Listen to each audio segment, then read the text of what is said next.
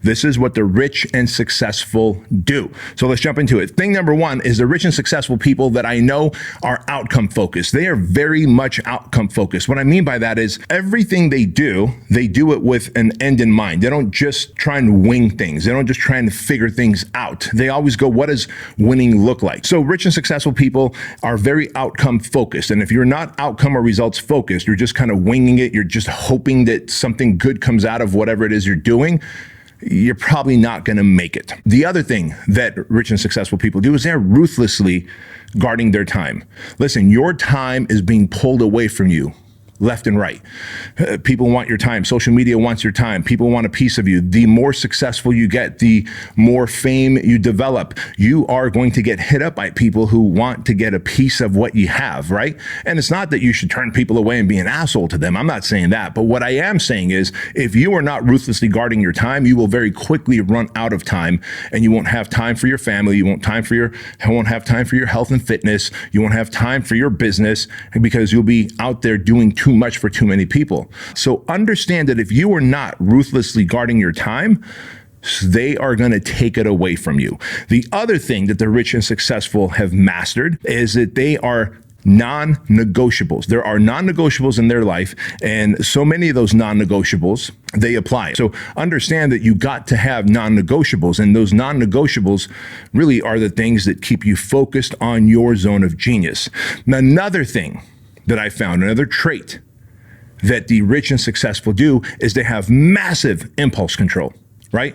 Let's face it, it is very easy to have distractions these days. It is very easy to want very quick results on things. And the rich and successful understand that they have to control their impulses. In other words, if they're focused on their work, they're not just going to stop and go on social media and fuck around there. They're not going to then go through YouTube and start watching cat videos. They are focused on the work at hand, on the outcome results-driven work at hand, and they control their impulses for food, for alcohol, for drugs, for entertainment, for all those things. They do those things only after they have done the work required of them, right? And the beauty of that is that you begin to establish the habit or the muscle of delayed gratification. And so understand delayed gratification and impulse control is a predetermining factor to success. Also, the rich and successful are the types of people that create more and consume less. I have found that successful people who really make a lot of money, have a lot of impact and influence, are constantly creating things, right? They're creating opportunities, they're creating events, they're creating content, podcasts, YouTube, social media posts that are helping humanity or helping grow their businesses. They're always in a creation mode. They're creating job opportunities. The rich and successful are creators. The broke and the losers of humanity are consumers. They're constantly wasting their time consuming television, Netflix, content, social media, whatever, right? If you are finding yourself that you're constantly consuming not just food, but content, information, etc., and not applying it to your life, or you're just consuming content for the dopamine hits of entertainment or pornography or whatever, understand that the rich and successful are creators. They create opportunities, they create relationships, they create money, they create content, they create jobs, they create things that give them a sense of fulfillment and significance. The rich and successful focus on personal development, right? They focus on becoming a better version of themselves.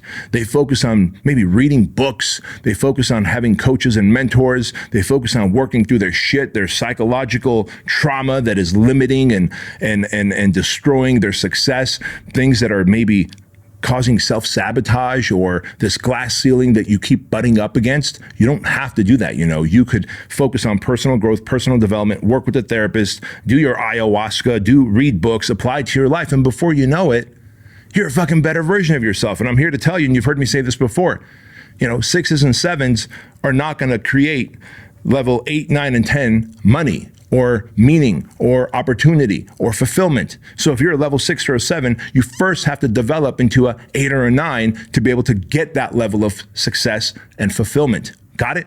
Good. The next thing, the rich and successful are athlete-minded. And when I figured this out, I was like, holy smokes, like being an entrepreneur is like a sport. I treat my body as though I'm an athlete. I eat right, I sleep right, I train right. I make sure that I keep away negative influences. I never hang around with people that gossip or act like crop dusters in life. I'm always focused on leveling up and being an athlete. Like, you want to hang out with people that are vibrating on a very high level. You want to hang out with people that have a high frequency. You want to hang out with people that are constantly creating. You want to hang out with people that are outcome focused. You want to hang out with people that have non-negotiables. You want to hang out with people that have big dreams and visions, and they are just fucking focused on achieving those visions. Those are the types of people that you want to hang out with. That's what an athlete would do. Also, 2 more things to go here. The rich and successful focus on being control freaks. Like, I'm an absolute control freak. The most successful and rich people I know.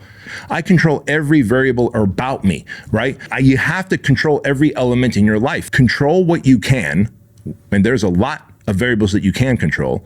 Cope with what you can't control, and then concentrate on what counts. I mean, isn't that a brilliant statement? Control what you can, cope with what you can't control, and concentrate on what counts. And if you do that, you become this control freak. And I know control freak has a negative connotation, but in reality, don't you want to control your day? Sure you do. So you better have a morning routine, some rituals, some rules to operate by. If I can control as many of the variables in my life that I can, I am literally predicting a better life. That doesn't mean that I'm going to get it that day, right?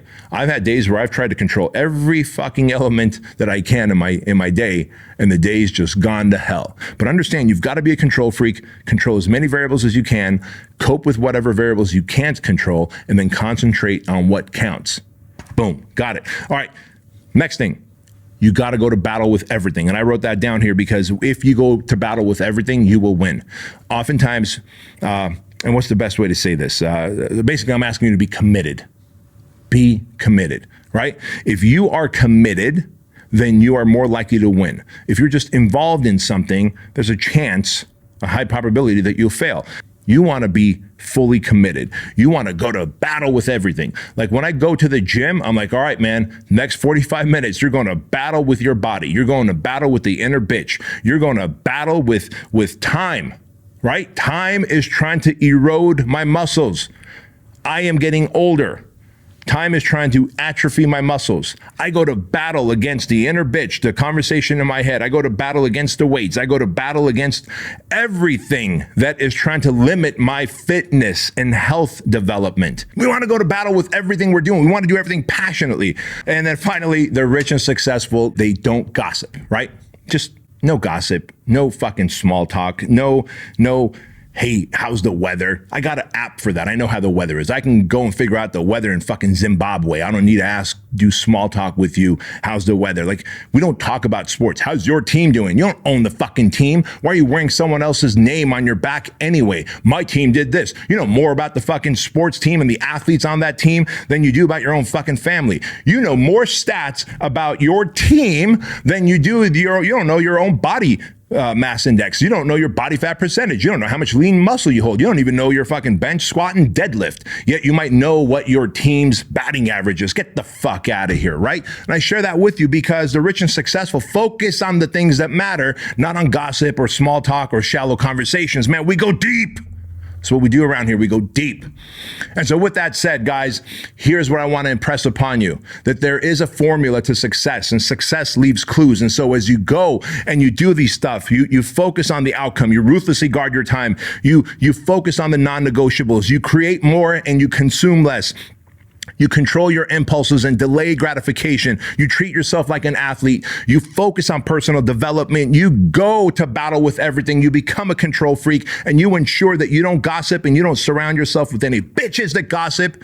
Then you become a rich and successful person who can impact more lives, have greater influence, and really live a life of meaning.